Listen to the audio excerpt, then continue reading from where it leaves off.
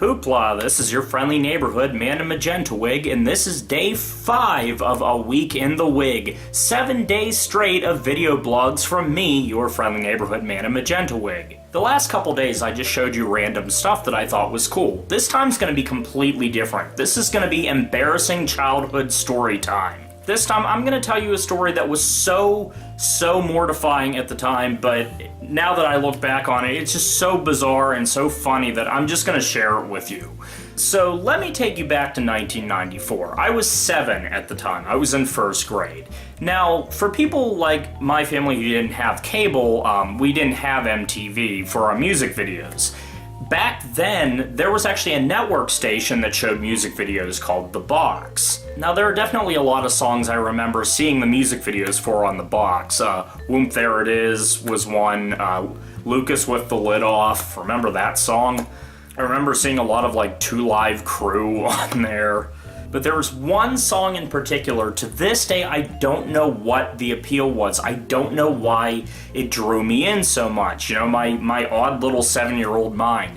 But I would wait and wait for this song to come on, and I had to catch the video. The video was just so weird and creepy and unlike anything I'd ever seen.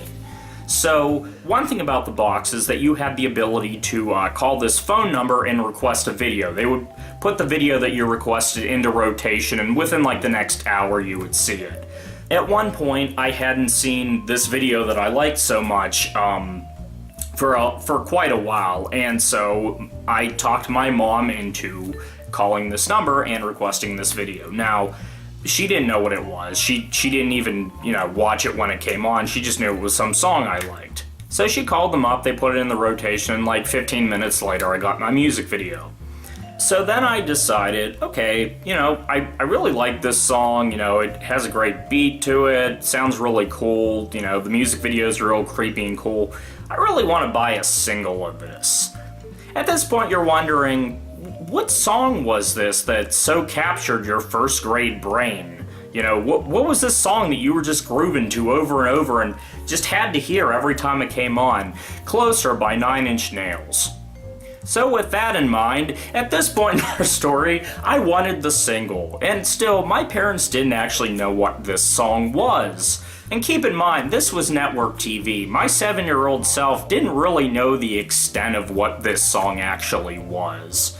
Thus began one of the most embarrassing nights of my life. So I remember one night my family ate dinner, and after dinner they were going to take me to buy the single of this song. So we went out in the car, nice little family outing, and we went to this mall that used to be a few minutes from my house called North Hills Village, which is no longer there. It's like a strip mall now. If you know the Pittsburgh area, it's a strip mall now. But when it was an indoor mall when I was a kid, they had a National Record Mart. And that's where I was gonna get it. That's where I was gonna get my cherished single of this song that I thought was just the coolest thing in the world.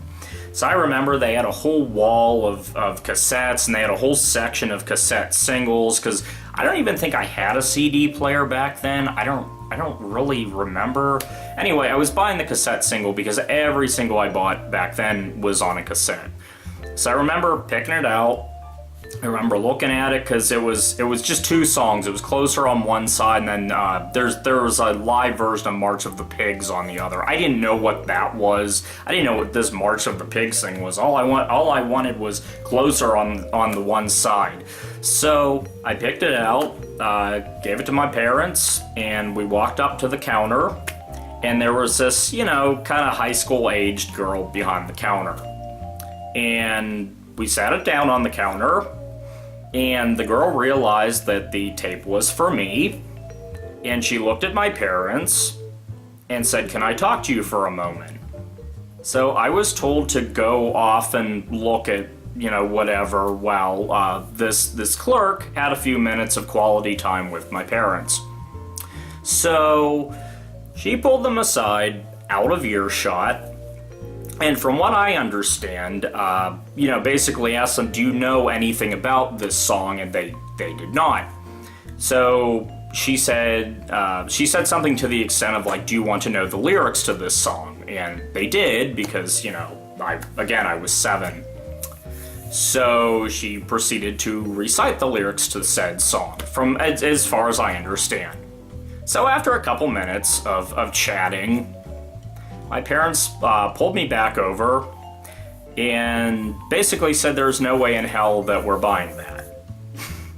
And my heart was broken. I mean, you gotta understand, at this point, I had no idea. I had heard the song on network TV, right? I didn't know about all the fuck you like in animals in this song. I didn't know, you know? And I was embarrassed because they had taken me all the way down there and it ended up being something filthy, so I felt super guilty because I didn't know about it. And which raises the question, I mean, no doubt some of you have actually seen the music video. Why did that appeal to me anyway? That music video is just so fucked up and weird. I mean, I don't know. The simple answer is I just don't know. I think I like the song more than the video because, you know, the video is just odd, and now I can appreciate it for the art that it is. When I was 7, I was probably just saying, oh, this, you know, the song's cool. But all was not lost, because I remember they said, well, you can't have that, but you can have another single, you know, we'll buy you something else since we made the trip all the way down here. And I remember I got the next best thing, that like one hit that Lisa Loeb had in 1994.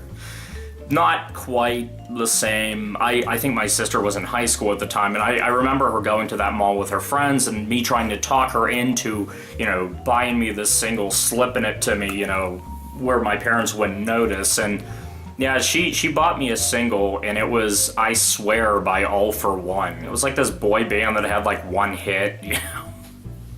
So yeah, sadly it would be quite a while before I actually owned a copy of Closer, which is, you know, ironic now because I collect 9 Inch Nails now. Take that, parenting. Ha! Alright, so I think we're getting to the end of this video here, so I hope you liked my little embarrassing stories. And hey, if you want to share embarrassing stories yourself, please, you know, go right ahead. I would love to hear them. Until then, this has been your friendly neighborhood man in Magenta Wig. I will be back tomorrow for day 6 of A Week in the Wig, getting so close to the end. And until then, bye!